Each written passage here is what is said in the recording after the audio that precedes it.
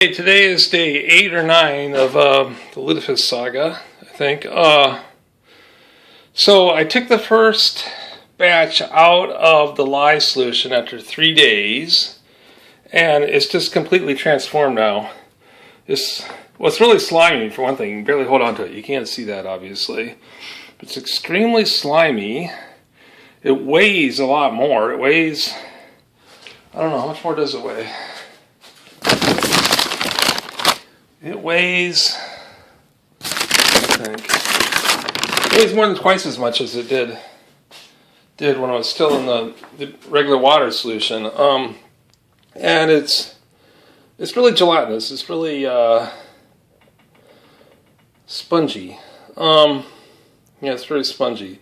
So there's something here called the thumb test, and this is what your really experienced lutefisk makers measure, whatever. We can call this lutefisk now. We don't have to call it stockfish anymore. But it's called the thumb test. So it's done if you can sort of, I don't know exactly, push your thumb into it and goes all the way through or something or other. I'm not actually sure if it's passing the thumb test. It might be. I don't know. I'm not a thumb test expert. But it's certainly a lot more gelatinous, and it's definitely lutefisk now. It's definitely not stockfish anymore. So we've got 4 more batches. One's going to come out tomorrow, and then the next is going to come out the day after tomorrow, and the day after that, and the day after that.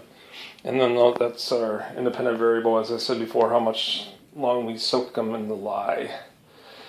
And I'm not even sure I can measure the elastic modulus, because these things are just slimy. You can't even... Okay, because it's very thin. It's very irregular. They were a little bit more regular before. And you can't even really stack these things. I mean... So I'm kind of disappointed. I don't know what to do about the elastic modulus. I might just end up measuring the mass this time.